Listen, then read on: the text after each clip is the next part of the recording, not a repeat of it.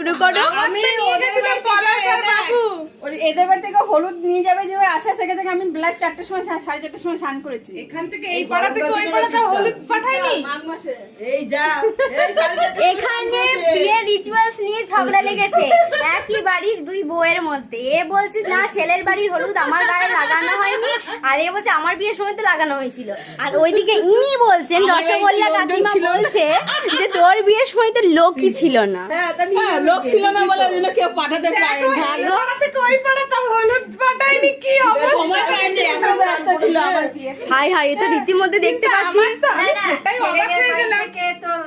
কেন আমার Mohun Bagan versus east Bengal ছিল সকালবেলা লেগে গেছে। কেন বিকাশের বিয়ে তো আমি দেখেছি, বাবু আর পলাশ দুজনে আর ওইদিকে গেছে। ব্রাইড ফোন কিন্তু খাচ্ছে। আমার বিয়ে তো হয়নি। ওয়াও, ও বড় না ওই জন্য ওর নিয়ম আলাদা।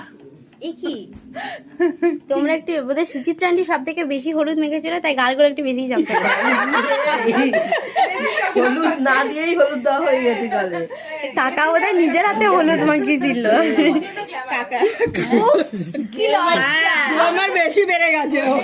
বেশি চকচক করছে। সত্যি আমাদের কিন্তু। আমাদের তোর কাকারা মাখানি তো ওর জন্য বেশি গ্লেজ দিচ্ছে। আহা দেখো, দেখছি সুচিত্রা আন্টির মুখটা দেখো, আমার মুখটা দেখো। কাকা মাখায়নি, কালিমা নিজেই মেখে দিচ্ছে। এবার উল্টো পুরো উল্টো।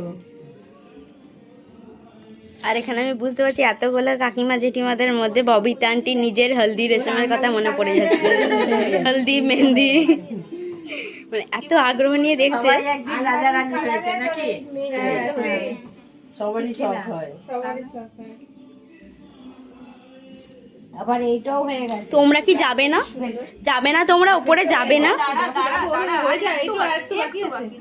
আর দুটো আঙুল আছে। ও তো আর মাঝখানে ওইটুকু বাকি আছে। হয়ে যাবে। এসব পাঠাবে হোয়াটসঅ্যাপে। বলছি হোয়াটসঅ্যাপে পাঠাবো। আরে ব্লগ করছি গো, ইউটিউবে পোস্ট হবে। ব্লগ দেখবো ওর বলা। হ্যাঁ, কটার সময় হলুদের কটার সময়?